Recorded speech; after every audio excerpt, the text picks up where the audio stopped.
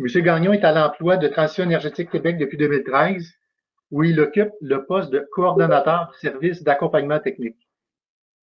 Titulaire des titres d'ingénieur, d'associé écologique LEED, de gestionnaire certifié de l'énergie et d'agent accrédité en remise au point des systèmes mécaniques des bâtiments, il accompagne les gestionnaires de bâtiments dans leur transition énergétique.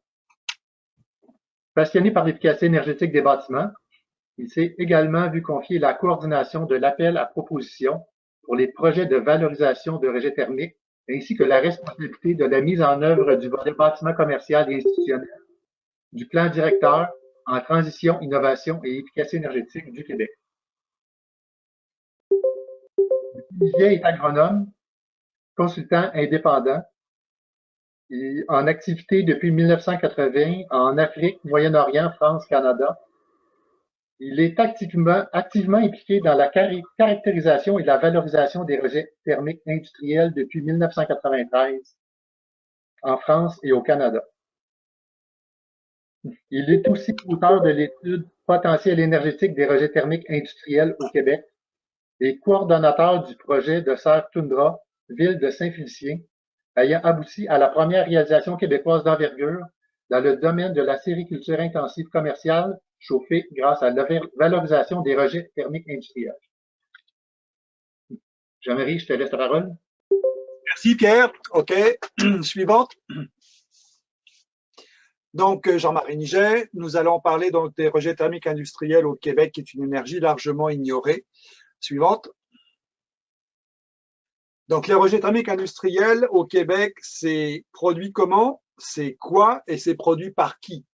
Donc, en fait, on a deux grands secteurs qui produisent des rejets thermiques. Le secteur industriel à proprement parler, qui regroupe les pâtes et papiers, le raffinage, la pétrochimie, la chimie, le verre, même s'il y en a plus beaucoup au Québec, il y en avait encore en 2010, les industries de production de ciment et de chaux et la sidérurgie. Ce secteur industriel au complet consomme grosso modo 158 TWh par an, donc 100% d'énergie. On retrouve 60% de cette énergie dans les produits et 40% de cette énergie est qu'on appelle la chaleur fatale parce qu'elle est fatalement produite par les procédés sous forme d'eau chaude et de gaz chaud et dissipée dans l'environnement, dans l'air et dans l'eau, et représente 64 TWh par an. Le deuxième secteur qui génère des rejets thermiques est les unités de production d'électricité thermique qui génèrent annuellement 7 TWh, soit 35% de l'énergie entrante, et qui dissipent dans l'environnement sous forme d'eau chaude et de gaz chaud 13 TWh par an, soit 65% de l'énergie entrante.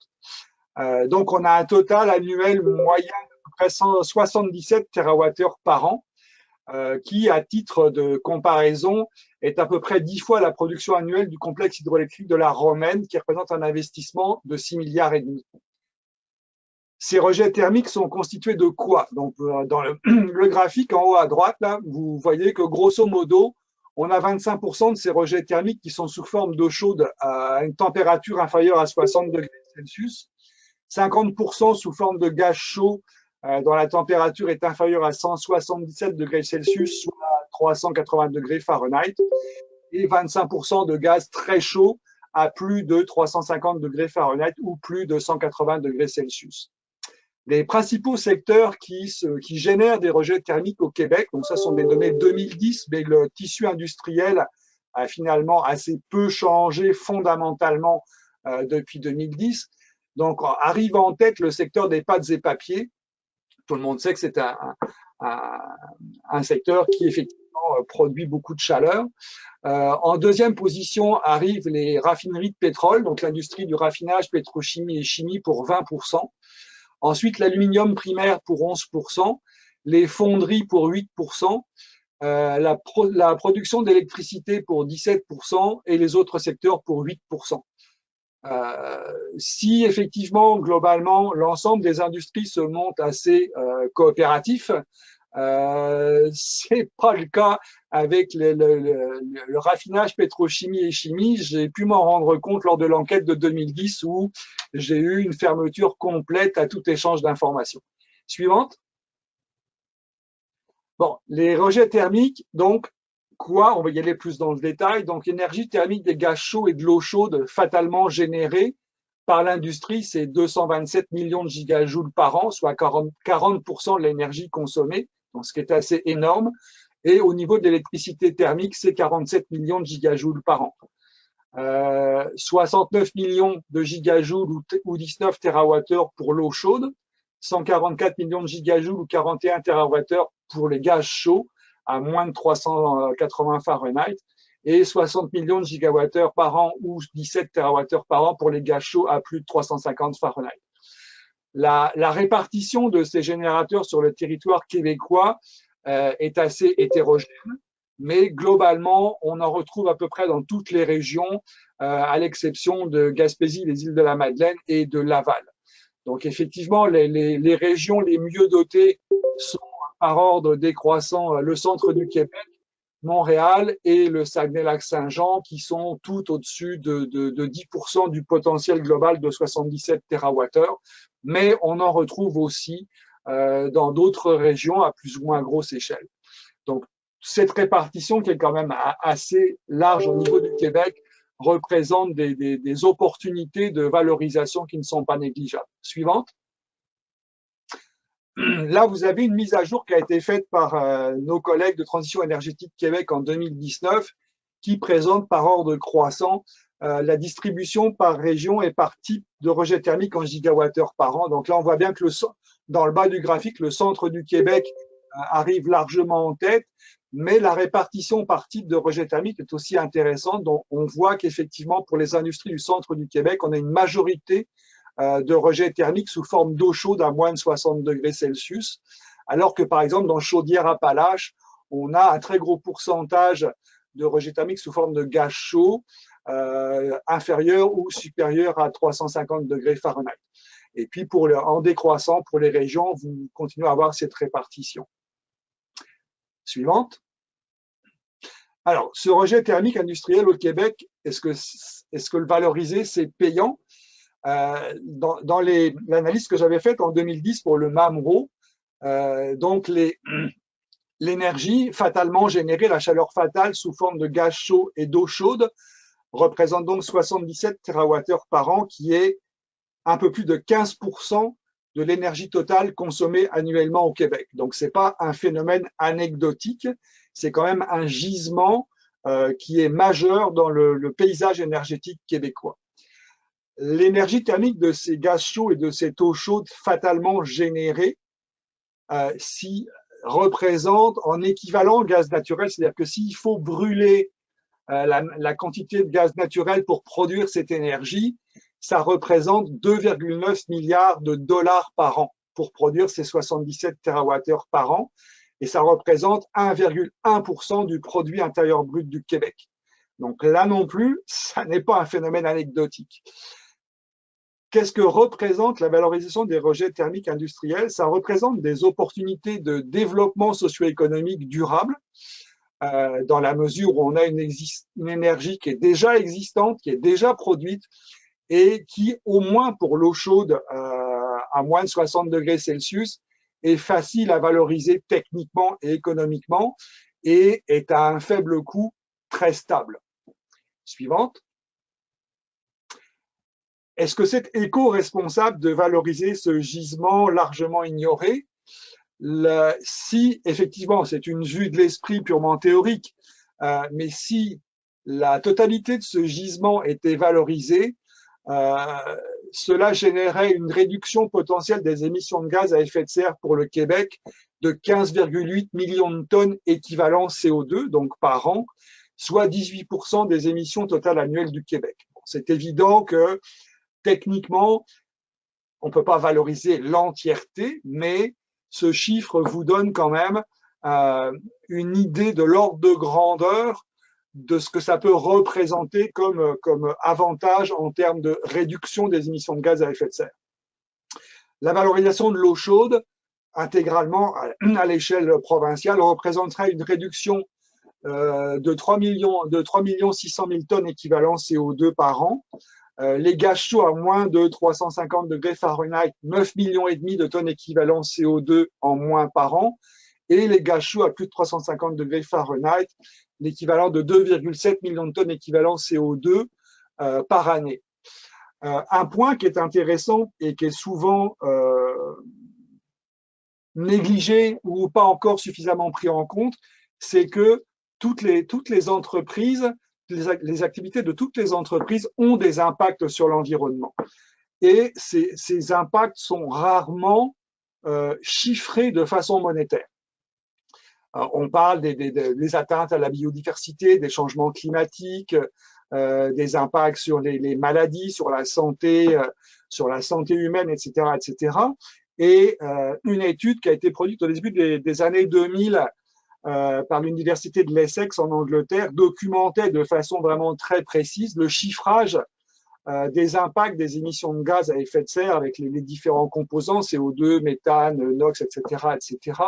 Et appliqué au Québec, cela représenterait la valorisation du potentiel complet des rejets thermiques industriels au Québec, représenterait une réduction des coûts des externalités liées aux émissions de GES de l'équivalent de 2,3 milliards de dollars par an au bénéfice de la communauté. Pourquoi au bénéfice de la communauté? C'est parce que les impacts, les coûts financiers des impacts de ces entreprises ne sont jamais pris en charge par les entreprises elles-mêmes et ne sont jamais pris en compte dans les prix de vente de ces entreprises.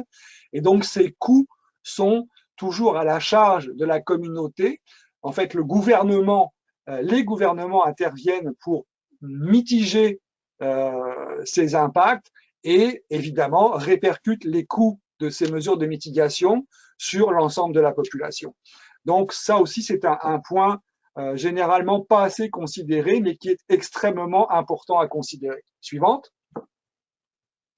Bon, comme je vous le disais, les rejets thermiques industriels, c'est une énergie thermique qui est déjà produite, mais non valorisée, qui est facilement utilisable et à des coûts bas relativement stables. Bon, rapidement, quels sont les secteurs d'activité qui peuvent tirer profit de la valorisation des rejets thermiques industriels? Suivante.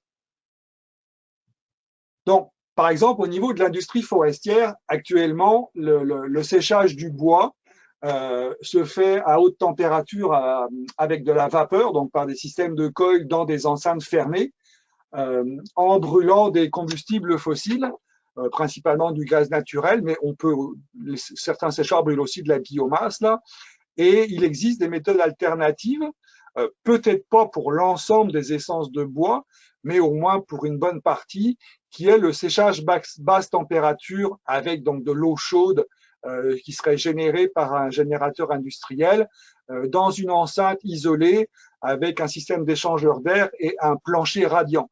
La photo que vous voyez à droite a été prise dans les installations d'une entreprise française qui s'appelle Chaîne de France et qui valorise les rejets thermiques basse température de la centrale nucléaire de Chinon dans la région Centre en France, avec d'excellents résultats sur la qualité des bois séchés, sans déformation, sans décoloration, sans gerçure.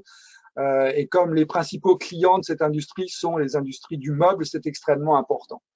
Il n'est pas évident que pour l'épinette, pour faire du 2x4, ça soit pertinent, mais bon, il n'y a pas que ça dans la vie non plus. Suivante. L'autre possibilité d'utilisation des rejets thermiques, et là, comme vous le voyez, on s'oriente plus vers la valorisation des rejets thermiques basse température, c'est pour des entreprises agricoles, pour l'agroforesterie et l'agroalimentaire, pour le séchage déshydratation. Si on sèche à basse température, on n'a pas d'altération des qualités nutritionnelles. Par exemple, si on sèche des fruits, des légumes, des produits forestiers non ligneux comme les petits fruits, les champignons ou des choses comme ça. Et ça peut aussi être une avenue intéressante, et ça fait plusieurs années que j'en parle, pour sécher du foin, sachant que les régions nordiques du Québec, comme l'Abitibi et le Saguenay-Lac-Saint-Jean, grâce à un climat avec des amplitudes thermiques estivales relativement fortes, des nuits fraîches, ces régions produisent des fourrages d'excellente qualité. Mais bon, en l'état, on ne peut pas exporter ces fourrages compte tenu du rapport défavorable poids-volume. Mais si ces fourrages pouvaient être déshydratés sans altération de leur qualité nutritionnelle, ça représenterait des opportunités extrêmement intéressantes pour ces régions, sachant qu'au niveau international, il y a une demande extrêmement forte, entre autres des élevages de chevaux, pour du fourrage d'excellente qualité. Ce type la disponibilité de rejets thermiques représente aussi une opportunité pour le lin textile, dans la mesure où dans les régions plutôt nordiques du Québec, même si la culture en champ est possible, l'étape suivante qui consiste ce qu'on appelle le rouissage, qui se fait en principe au champ, n'est pas possible compte tenu de l'arrivée très rapide des premières neiges et des premiers gels. Et donc, ça représenterait une opportunité pour cette industrie, de développement pour cette industrie, en utilisant le rouissage enzymatique à l'eau chaude et ensuite du séchage avec les rejets thermiques industriels. Suivante. Gros morceau du gâteau des entreprises qui ont le potentiel, c'est la production en serre insuffisamment développée au Québec, qui fait l'actualité ces dernières semaines, avec la volonté du gouvernement de travailler fort à une amélioration de l'autonomie alimentaire du Québec, en ayant comme objectif de doubler la superficie de serre au Québec. La production en serre au Québec est largement sous-développée par rapport à une province comme l'Ontario ou comme la Colombie-Britannique. Et ça, c'est extrêmement dommage. Bon, c'est structurel, mais effectivement, la valorisation des rejets thermiques industriels représenterait des opportunités pour ce secteur, donc qui couvre pour les serres conventionnelles comme on les connaît là, les serres de Mers, les serres Toundra, les serres Lefort, mais également pour des secteurs en plein développement comme le vertical farming et l'aquaponie, qui sont deux secteurs émergents très très dynamiques. Juste pour information, là, l'Ontario compte 39% de la population canadienne et 54% de la superficie en serre, alors qu'au Québec, on a 23% de la population, mais seulement 12% de la superficie en serre. Donc, effectivement, il y a un potentiel de développement énorme qui permettrait donc au Québec d'avoir une meilleure autonomie alimentaire. D'ailleurs, juste à titre indicatif, la pandémie de Covid-19 a démontré que nos systèmes alimentaires, donc largement mondialisés et avec une gestion de flux tendus à l'extrême, n'avaient que peu de résilience face à un événement brutal et imprévu comme la pandémie, et que les comportements compulsifs, les restrictions internationales ont quasiment créé une crise alimentaire là où qui n'avait pas lieu d'être, dans la mesure où dans chaque pays, les récoltes étaient au rendez-vous. Donc là, effectivement, l'effort du gouvernement pour améliorer la résistance du système alimentaire est tout à fait pertinente. Suivante. Bon, comme autre client potentiel, on a ce que j'appelle l'industrie agroalimentaire et agro-industrielle version 2.0, qui est aussi en vraiment développement, où par exemple on a la valorisation nutraceutique des bleuets et des petits fruits nordiques pour l'extraction, entre autres, des polyphénols, qui sont des composés végétaux extrêmement intéressants, avec un pouvoir de contrôle du phénomène inflammatoire tant en santé humaine qu'en santé animale, ainsi que pour l'extraction d'huiles essentielles à partir d'essences nordiques. Donc, ces industries nécessitent des sources de chaleur pour des phénomènes, pour des procédés d'extraction qui, comme je vous le disais, s'ils sont faits à basse température, sont beaucoup moins préjudiciables à l'intégrité moléculaire des différents composés. Suivante. Stéphane, OK. Les autres entreprises clientes potentielles sont les industries ce qu'on appelle les produits biosourcés. Excusez-moi. Donc, ce qu'on appelle également la chimie verte. Je n'irai pas dans le détail de ce qui est exposé à droite, vous pourrez le lire dans la présentation PowerPoint qui vous sera transmise. Mais bon, le principe de base de la chimie verte, c'est de travailler à partir de biomasses diverses et avec des intermédiaires chimiques de produire des matériaux qu'on appelle biosourcés.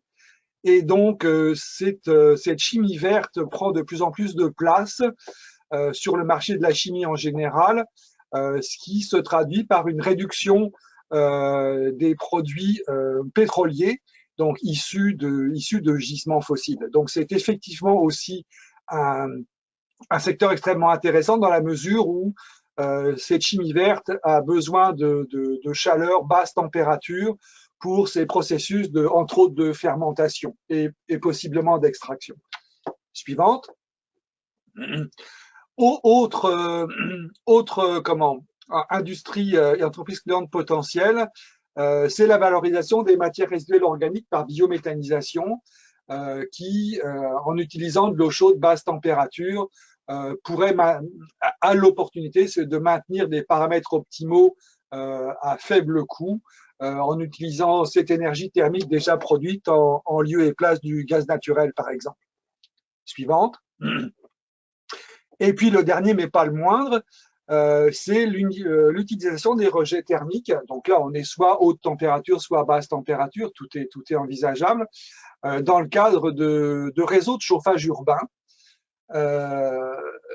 Effectivement, sous certaines conditions, si ce procédé, cette voie de valorisation est largement répandue en Europe, surtout en Europe de l'Ouest, ça tient à un contexte relativement facile d'habitat urbain relativement densifié, ce qu'on a quand même relativement peu en Amérique du Nord, particulièrement au Québec, où on a quand même une majorité d'agglomérations avec un tissu urbain relativement lâche et un habitat dispersé, ce qui peut être un obstacle à la mise en place de réseaux de chauffage urbain qui soient économiquement viables. Mais bon, c'est une voie de travail à ne pas négliger si à l'occasion on a une unité, un générateur de rejet thermique industriel qui est relativement proche d'une agglomération et relativement proche de bâtiments institutionnels. Voilà. Stéphane, je vais te passer le relais. Bonjour. Donc, pour ma part, voici le plan de ma présentation. Je vais présenter quelques exemples de projets de valorisation de rejets thermiques au Québec. Ensuite, des exemples français.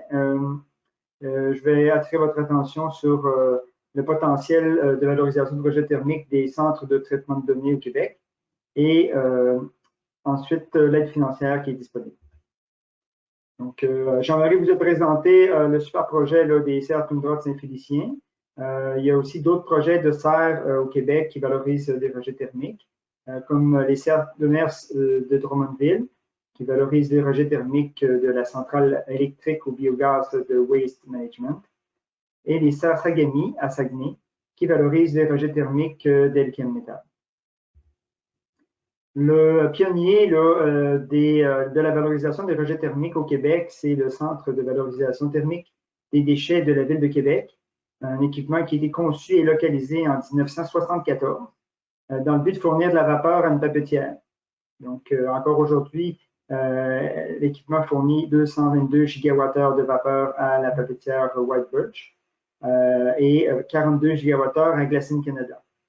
Elle émet aussi dans l'atmosphère 206 gigawattheures de vapeur.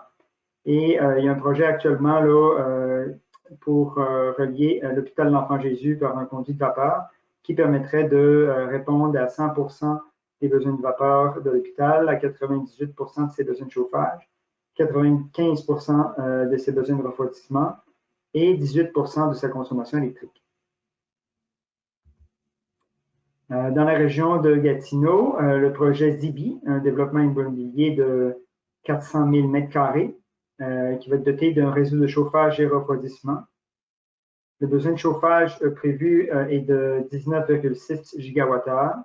La valorisation des rejets thermiques de l'usine Kruger de la région permettra de couvrir 96% des besoins de chauffage. Du côté de la France, des gros projets, le réseau de chaleur de Dunkerque, créé en 1985, un réseau de plus de 40 km. Il fournit 126 gigawattheures de chaleur par année. La valorisation des rejets thermiques d'ArcelorMittal et d'autres usines permet de couvrir 90% des besoins de chauffage.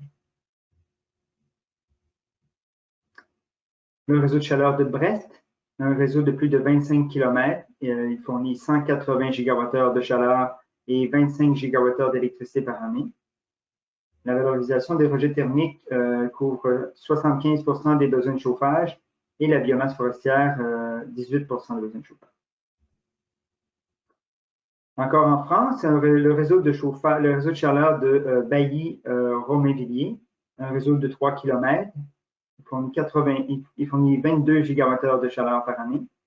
La valorisation des rejets thermiques d'un centre de traitement de données qui a été installé à cette fin fournit 90% des besoins de chauffage du réseau. Donc, comme on vient de le voir dans l'exemple précédent, la valorisation des rejets thermiques des centres de données offre un potentiel très intéressant. Il y a d'ailleurs de plus en plus de centres de données qui s'installent au Québec et c'est une excellente nouvelle pour la planète. Par exemple, un gros centre de données là, qui s'installe ces temps-ci au Québec consomme à peu près 900 gigawattheures d'électricité par année. Donc, c'est 900 gigawattheures d'électricité par année consommée au Québec plutôt qu'aux États-Unis. Ça représente une réduction pour les émissions de gaz à effet de serre mondiales de 630 000 tonnes de CO2 équivalent par année, soit l'équivalent de retirer des routes plus de 185 000 véhicules légers.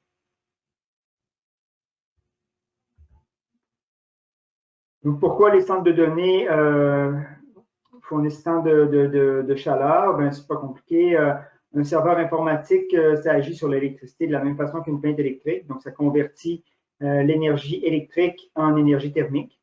Donc, d'où l'intérêt d'installer des centres de données à proximité de serres, de bâtiments ou de réseaux de chauffage.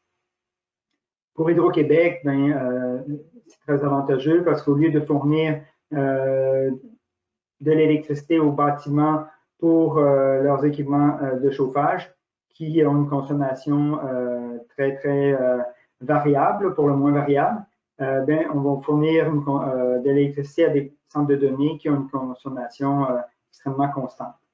Donc, ça permet pour Hydro-Québec de vendre beaucoup plus d'électricité pour une même puissance installée. Bon, ce qui concerne l'aide financière maintenant. Voici en premier le programme Éco-Performance que beaucoup d'entre vous connaissez certainement. C'est un bon programme là, pour faire des projets de valorisation de rejets thermiques si vous n'avez pas besoin de dizaines de millions de dollars. Il offre entre 400 et 1250 dollars la tonne de CO2 équivalent pour une entente de 10 ans. L'aide maximale est de 75% des dépenses admissibles jusqu'à un maximum de 5 millions de dollars par année. Et le programme va abaisser, va donner de l'aide financière jusqu'à un abaissement de la période de retour sur investissement entre 1 à 5 années, là, dépendamment de quelle clientèle est le requérant. Vous pouvez avoir les détails d'Éco-Performance sur notre site Internet ou sur le lien qui est là. Je profite de l'occasion pour vous parler d'une annonce qui a été faite la semaine dernière par Transition énergétique Québec dans le cadre de la relance post-COVID. Donc, Transition énergétique Québec bonifié l'ensemble, pour une période temporaire, l'ensemble de ces programmes d'aide financière. Je vais vous parler plus précisément là, des programmes biomasse forestière résiduelle, Éco-Performance et Technoclimat. Ces programmes reçoivent une bonification de 5% de l'aide financière pour tous les programmes, pour tous les projets qui sont déjà déposés et aussi pour les projets qui seront déposés d'ici le 31 décembre 2020. En plus, ces dépôts de projets-là auront une prolongation de 12 mois pour réaliser le projet. Donc, vous aurez plus d'argent et plus de temps pour réaliser votre projet. Bon, l'appel à proposition pour la valorisation de rejets thermiques maintenant. Donc, c'est dans le cadre de l'entente bilatérale intégrée, couramment appelée l'EBI. C'est une entente fédérale provinciale. C'est la même entente là, qui finance des projets de transport en commun comme le tramway de Québec, par exemple. Mais dans cette entente-là, il y a une enveloppe pour les infrastructures vertes. Et de l'enveloppe pour les infrastructures vertes, le gouvernement du Québec a dédié 200 millions pour encourager la valorisation de rejets thermiques et c'est Transition énergétique Québec qui est responsable de faire lever les projets. Donc, l'appel à proposition a été lancé, excusez-moi, le 4 décembre 2019 et vous avez jusqu'au 31 décembre 2025 ou jusqu'à épuisement des fonds pour nous fournir votre proposition. Est-ce que Écoperformance et l'EBI sont compatibles? Oui et non. Vous ne pouvez pas déposer pour la même portion de projet une demande à l'EBI et à Écoperformance, mais vous pouvez par contre déposer, par exemple, dans le cas d'un réseau de chaleur basse température qui récupérerait de la chaleur d'un procédé ou d'un centre de données. Donc, toute la partie réseau de chaleur, distribution de la chaleur serait financée par l'EBI. Et ensuite de ça, les équipements dans les bâtiments, comme les thermopompes et autres mesures d'efficacité énergétique, pourraient être financés par des demandes à Écoperformance.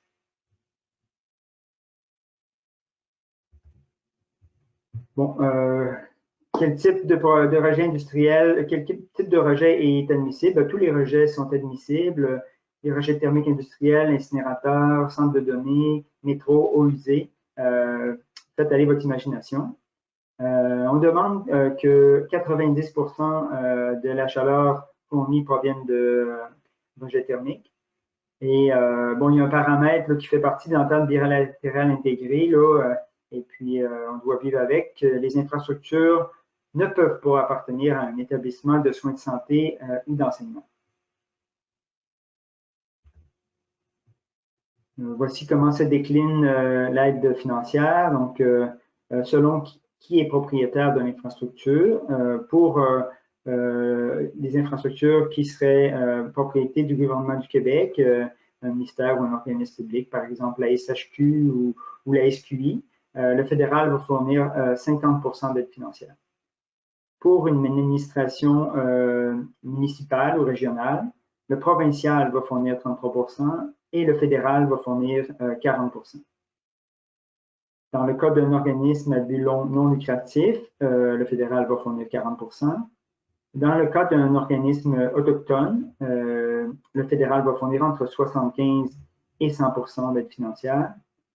Et finalement, dans le cas d'une entreprise privée, j'ai mis un astérix. C'est bien possible d'avoir une aide financière de 25% pour ces projets, mais je vous invite à communiquer avec nous avant d'aller trop loin si vous êtes une entreprise privée à but lucratif, parce que l'EBI exige une reddition de compte et des délais beaucoup plus élevés là, pour les entreprises privées à but lucratif. Donc, c'est bien qu'on en discute là, avant que vous alliez plus loin. Donc, voici ce qui est requis là, pour le dépôt d'un projet complet. C'est sensiblement ce qui est demandé pour n'importe quel programme d'aide financière en efficacité énergétique. Donc, description et localisation du projet, étude de faisabilité, montage financier, calendrier de réalisation, les calculs de réduction de consommation d'énergie par source d'énergie, les calculs de réduction d'émissions de gaz à effet de serre, une étude de risque et stratégie d'atténuation et une évaluation de la résilience au changement climatique. Dans le cas du dernier point, c'est effectivement pas quelque chose que vous êtes habitué de rédiger. Puis faites-vous-en pas, on va vous accompagner dans la rédaction de ce document-là avec le ministère de l'Environnement du Québec. Et puis en plus, vous n'avez pas à remplir ce document-là avant d'avoir même obtenu la lettre d'appui financier, là, donc que votre aide financière soit accordée. Donc ça vous laisse encore beaucoup de temps et donc il n'y a pas d'inquiétude à avoir. Bon, pour plus de détails sur l'appel à proposition, je vous invite à aller sur notre site Internet en suivant le lien qui est là. Et puis, évidemment, vous n'avez pas besoin d'aller de trop avancer votre projet avant de communiquer avec nous. On vous invite à communiquer avec nous par l'adresse courriel générale de TEC en mentionnant dans l'objet du courriel valorisation des rejets thermiques. Je vous remercie beaucoup et puis on va maintenant passer à la période de questions-réponses. Merci beaucoup, Stéphane. Merci beaucoup, Jean-Marie. Les questions, la première question qu'on a reçue, c'est à Jean-Marie, c'est à savoir quand tu parlais au début de la présentation de la cimenterie, est-ce qu'on parlait de la cimenterie McGuinness? Non, je parlais des ciments, quand j'ai fait l'étude en 2010, donc je parlais des cimenteries en général et des unités de production de chaux en général. Euh, en 2010, la cimenterie McGuinness n'était pas encore sur les radars là. Donc effectivement, l'étude a été faite il y a 10 ans. Donc certaines entreprises ont disparu, d'autres sont apparues. L'étude reste un survol du potentiel. Je n'ai pas pu me déplacer sur chaque site pour faire une caractérisation poussée, mais ça donne un ordre de grandeur qui est déjà raisonnablement acceptable. Il est évident que si on veut ensuite passer à une démarche de valorisation, ça prend une caractérisation fine du site lui-même pour définir exactement le potentiel qui existe et les contraintes de valorisation auxquelles on pourrait avoir à faire face. Merci. La deuxième question qu'on a reçue, c'est au sujet de la popularité des serres au Québec. Pourquoi, avec les tarifs d'électricité aussi faibles, on en a beaucoup moins qu'en Ontario, par exemple?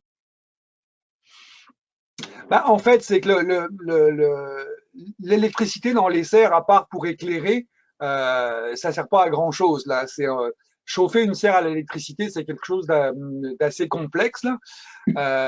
Donc, en fait, l'électricité et puis le fameux tarif préférentiel là n'est pas accessible à tous les producteurs. Il faut atteindre un certain plancher de consommation et de puissance pour pouvoir bénéficier d'un tarif préférentiel. Donc, c'est pas, même si l'électricité est pas chère, c'est pas un paramètre suffisant pour booster la sériculture au Québec. Merci. On aimerait savoir aussi, puisque là, pour la valorisation, évidemment, chaque projet est associé avec une industrie. Est-ce qu'il y a une façon de réduire les risques des investissements dans la valorisation quand l'industrie, en fait, est dépendante de facteurs externes comme la concurrence internationale et puis Alors, effectivement, c'est un risque à considérer et on en a eu l'exemple au début des années 2000 dans la baie des Chaleurs en Gaspésie où Jardin Nature s'était lancé avait monté un complexe de serres qui faisait à peu près 2-3 hectares à l'époque qui souhaitait valoriser les rejets thermiques de la papetière qui était à côté, dont je me souviens plus du nom. Cette papetière a fermé quelques années après, et donc les investissements qui avaient été faits par Jardin Nature sont effectivement devenus inutiles. Bon, c'est vrai que c'est toujours un risque. Bon, aujourd'hui, par rapport aux années 2000, où l'industrie forestière en général, y compris les pâtes et papiers, a quand même vécu des turbulences assez majeures. Aujourd'hui, on est quand même dans un contexte, bon, ok, vous me direz, il y a la pandémie. On est quand même dans un contexte moins chahuté, mais c'est vrai que dans le cadre d'un partenariat avec une industrie quelle qu'elle soit, c'est un paramètre à considérer. La pérennité du partenaire industriel doit être sérieusement évaluée, tout en sachant que un tel partenariat, dans la mesure où ça crée de l'emploi, fait en sorte que le partenaire industriel va probablement voir au sein de son groupe industriel, indépendamment des conditions mondiales, au sein de son groupe industriel, va voir son statut quand même relativement consolidé. Si, grâce à la valorisation de ces rejets thermiques, ça crée 200 emplois, le propriétaire de l'usine serait assez mal avisé de fermer cette usine et de menacer 200 emplois indirects. Donc, c'est aussi un paramètre de consolidation du partenaire industriel. Mais effectivement, la question est très pertinente et c'est un point critique qu'il faut systématiquement évaluer au début de chaque démarche de valorisation de rejet thermique. Merci beaucoup. On a parlé aussi de défis techniques pour le projet de Saint-Félicien. Est-ce qu'il y avait d'autres défis à part les défis techniques? En fait, il y a le plus gros défi, c'est que on a un partenariat à 3 acteurs. On a 2 acteurs qui sont des entreprises privées, donc Produits Forestiers Résolus et Certundra, donc qui, dans le cadre de passation de marché, de commandes, etc., peuvent fonctionner très très rapidement. Et le 3e acteur, qui est un acteur municipal, la ville de Saint-Félicien, qui, lui, est soumis à un cadre réglementaire très, très strict qui s'appelle la loi sur les cités et villes et qui donc doit, dans tout processus de passation de marché, suivre une série d'étapes qui peuvent être scrutées à la loupe par le ministère des Affaires municipales et ce qui peut coûter cher à la ville si on brûle des étapes. Donc en fait, ce qui s'est passé, techniquement, c'est pas de la haute technologie, mais le principal problème, ça a été que la ville de Saint-Félicien n'a pas pu évoluer à la même vitesse que ses partenaires privés. Donc, ce qui fait qu'effectivement, dans le réseau de chaleur, étant donné qu'il y avait aussi de la décision politique, la ville de Saint-Félicien a dû bénéficier d'un bill privé parce qu'elle s'impliquait dans une transaction énergétique, ce qui n'était pas prévu. Donc, avec des décisions politiques, d'accord du financement du PICUM, etc., etc. Donc, et ça a retardé la mise en opération du réseau d'eau chaude basse température, mais ça, c'est intrinsèque au statut municipal de l'acteur qui est tenu de suivre à la lettre la loi sur les cités et villes. Ça a été le principal obstacle. On demande aussi pour la rentabilité pour le projet de Saint-Félicien. C'est quoi le taux de retour sur investissement, par exemple? Alors, ce qu'il faut voir, c'est que le réseau de chaleur en lui-même, donc qui va de Résolus à Certundra, a été financé par la ville de Saint-Félicien. Une ville, de par son statut et son mode de fonctionnement, peut se permettre ce qu'on appelle des investissements patients. Contrairement à une entreprise qui va rechercher systématiquement la période de retour sur investissement la plus rapide possible, et c'est tout à fait normal. Donc, pour une ville comme Saint-Félicien, par exemple, l'amortissement sur 20 ans, puis une période de retour investissement sur 20 ans, dans la mesure où ça crée de l'activité économique, ça crée de l'emploi, c'est quelque chose de tout à fait acceptable. Bon, la façon dont ça s'est passé, c'est que le PIQM a quand même financé à hauteur des 2/3 toutes les infrastructures d'accueil de Certundra, y compris le réseau de chaleur, et que le tiers financé par la ville, et ça c'est public, donc fait l'objet d'une facture annuelle de redevance à Certundra sur 20 ans pour que la ville rentre dans ses frais pour le montant qu'elle a financé sur ses fonds propres. Merci. Est-ce qu'il y a des projets de plus petite envergure qui pourraient être pensés? Par exemple, une serre sur un centre d'achat ou en fait sur une épicerie? Oui, tout à fait. Tout à fait. Ça a été démontré en Europe dans la mesure où on intègre par exemple aux nouveaux bâtiments des unités soit de serre en toiture, soit de vertical farming qui sont chauffées avec les rejets d'air chaud et les eaux grises des occupants du bâtiment. Donc là, on n'est plus à 30 hectares de serre, là on est à quelques centaines ou quelques milliers de mètres carrés. Donc oui, c'est tout à fait faisable. Ce qu'il faut pas oublier, c'est que bon, l'investissement dans un réseau de chaleur, c'est quand même un coût relativement technique et un coût financier relativement important. Donc il faut voir aussi est-ce qu'il y a une certaine cohérence d'échelle entre le réseau de chaleur et l'entreprise la serre qui va les valoriser. Bon, mais tous les cas de figure sont possibles et envisageables. D'autant que, comme le disait Stéphane, dans le cadre des data centers, si on a des serres qui sont mises à proximité, on peut très bien imaginer une grappe de serres de dimension petite à moyenne qui vont chacune utiliser les rejets thermiques du data center pour se chauffer. Tous les scénarios sont possibles, mais leur viabilité dépend d'une analyse quand même relativement bien faite au départ.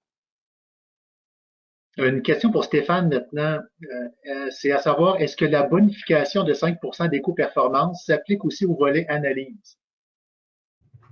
Oui, donc tous les volets de l'éco-performance bénéficient de ce 5%-là, incluant le volet analyse. Il y a juste le plafond de 75% d'aide qui demeure un plafond, si on veut, un plafond de verre qu'on ne peut pas franchir. Donc, dans le cas du volet analyse, ça ne s'applique pas, mais si on regarde pour un projet de recommissioning qui est déjà offre 75% d'aide financière, ben, dans ce cas-là, il ne pourra pas être bonifié. On ne peut pas aller au-delà de 75% d'aide financière. Merci. Une dernière question maintenant, si on veut respecter le délai. Quel est le pourcentage de financement pour le programme EBI? Oui, ben je peux peut-être retourner rapidement à ça ici là. Donc, ça dépend qui à qui appartiennent les infrastructures. Dans le cas d'une infrastructure qui appartiendra au gouvernement du Québec, par exemple la SQI, le fédéral fournit 50%. Dans le cas d'un organisme municipal, le fédéral fournit 40%, mais le provincial va fournir 33%. Dans le cas d'un organisme à but non lucratif, l'aide financière est de 40%. Dans le cas d'un organisme autochtone, l'aide financière varie entre 75 et 100%. Puis dans le cas des entreprises privées, comme je disais, là, ça peut être 25%, mais je vous invite à communiquer avec moi parce que c'est plus compliqué là, pour les entreprises privées à but lucratif là, de déposer à l'EBI. Bon, mais merci Stéphane, merci à Jean-Marie pour la belle présentation. Merci. Je les invite à communiquer avec eux si vous avez des questions. On était près de 75 personnes aujourd'hui. Merci à tous les participants. Puis, si vous êtes intéressé, la prochaine présentation du réseau Énergie et Bâtiment avec Beaumont, donc on va être ensemble, ça va être le 10 juin 2020 de 12h à 13h sur l'opération du CVC en période de COVID-19. Merci à tous. Merci, bonne journée. Merci, au revoir.